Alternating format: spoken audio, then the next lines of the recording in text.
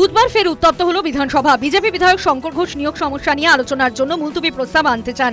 অধ্যক্ষ সেই প্রস্তাব নাকচ করেন। এরপরই সংবিধান হাতে বিধানসভা থেকে বেরিয়ে আসেন বিজেপি বিধায়করা। নিয়োগ দুর্নীতি ও অনিয়ম সম্পর্কিত কতগুলি মামলা কি অবস্থায় চলছে এই সম্পর্কে একটি শ্বেতপত্র জরুরি ভিত্তিতে সরকার দ্বারা প্রকাশিত হওয়া প্রয়োজন।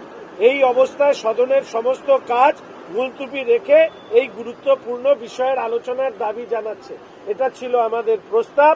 সেটাকে কাটছাঁট করে যেভাবে বলা হয়েছে সেই সম্পর্কে মাননীয় বিরোধী দলনেতা আপনাদেরকে তিনি এসে অবহিত করবেন।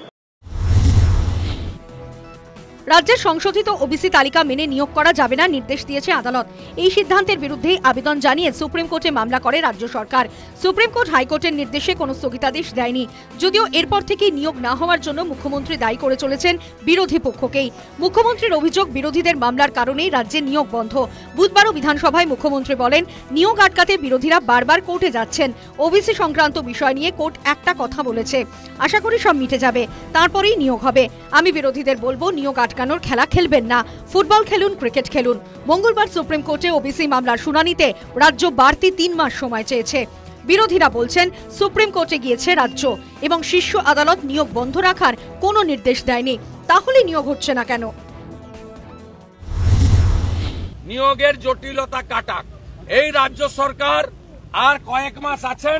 এরা গতকালও সুপ্রিম কোর্টে পুরনো ওবিসি তালিকা যেটা হাইকোর্ট বাতিল করেছিল তাকে বাতিল করা তাকে অস্বীকার করে আরো 3 মাস সময় চেয়েছিলেন। মহামান্য সুপ্রিম কোর্ট দিয়েছে। অর্থাৎ এই সরকারের আমলে আর একটি নিয়োগও হবে না।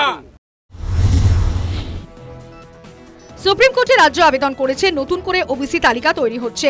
বিরোধীরা বলছে, তাহলে রাজ্য বকলমে স্বীকার করে নিল আগের তালিকায় ভুল ছিল, তাহলে রাজ্যের ভুলের দায় কেন বিরোধীদের ওপর চাপানো হচ্ছে? News time.